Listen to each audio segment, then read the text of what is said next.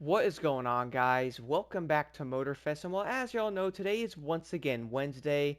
I do know time is honestly going way too fast, but for this week, though, we have the European Elegance, and it's actually going to bring back the French Touch Smoke. I do remember this one being on the Crew 2 coming out multiple times, so I would say if you actually missed this one back then, at least you are going to have another try to get this. But in gold, though, we have ourselves 100,000 bucks. In silver, we're going to have ourselves some racing parts. And then moving over to the last summit of the month is going to be the European Luxury, which is going to have the Jaguar, or I guess you could say the Jaguar. I really don't know which one it actually is, but the Jaguar E-Type Roadster Temptation Edition is going to be like a dark greenish color with basically an orange stripe going over it.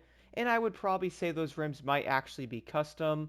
We will most likely know more when this thing actually does come out, but in gold, guys, we have the coffee and cream tire, which makes me suddenly want to go to Dunkin' Donuts. And then in silver, we have ourselves 50,000 bucks. And then finally in bronze, you will get yourself 50,000 XP toward the main stage, which I would probably say is going to be quite helpful. But looking at the summit though, guys, it's going to be based on Tier 1 and Tier 2. And then, of course, you can also run a hypercar in this summit as well, which I would say is going to be a decent mix. But I would say, guys, the biggest thing about the summit is probably going to be the 3 slaloms here. And the main reason why I say that is they're most likely going to be fairly simple. And I really do think the biggest thing about the scoring in this summit is probably going to come down to the main events. And then moving over to the last summit, which is kind of insane because it is going to be the last summit until the Season 2 update. Time really is going insanely fast, but for this summit though, we are going to have the Hunt Underglow, which I have to admit doesn't really look that interesting. And then of course in gold we have the Aston Martin Vanquish, which by the way, if you do own this vehicle, you will most likely get some money for it. If I had to guess though, it's probably not going to be a lot, like maybe 100,000 bucks or so. And then in silver, you're going to get yourself some legendary parts for the Street Tier 2 class. And then finally in bronze, 5,000 spare parts.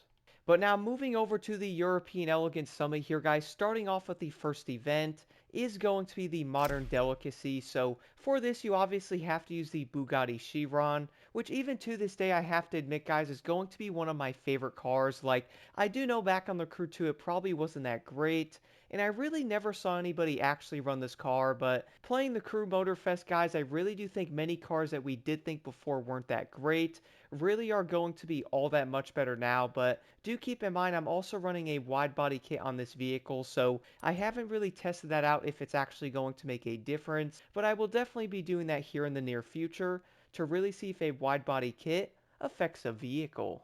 And then moving over to the next event is going to be a rally event where you actually get to drive the Citroën. Funnily enough, guys, I would say the C3 is a decent car overall, but driving this thing in this event is probably going to make this car not seem that great. For one, it is going to be the event where you basically have to drive down the mountain.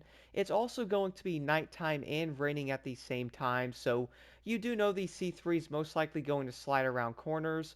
Regardless of your settings though, because I did notice, guys, the mud in this event is basically going to be everywhere. Also a big tip, by the way, watch out for the rocks. I did notice they actually slow you down a good amount, but in certain areas you will most likely have to hit them to be as fast as possible. And then moving over to the next event is also going to be a rallycross race with the lovely Citroën. Do not worry though, guys, you do not have to drive down a mountain on this one.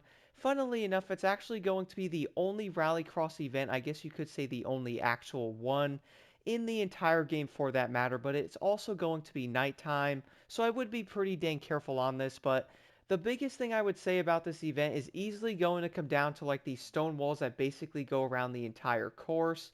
Do keep in mind though, if you guys actually hit them, they slow you down tremendously. And then moving over to the next event, guys, is going to be with the lovely Renault RS01. Funnily enough, back on the Crew 2, this was actually my favorite touring car back then. And then, of course, in Motorfest, they obviously did change it to racing, which I would say makes more sense, but touring car to racing. Either way, you're going to be racing. Okay, I should probably stop. Before this, though, this car was also probably one of the best cars back then. Is it going to be the best car in Motorfest? Well, I would probably say no, but it's obviously not going to be the worst either. But for this event, guys, the biggest thing here is to be as fast as you can around the corners, and also make sure you have a lot of nitrous to keep your speed up.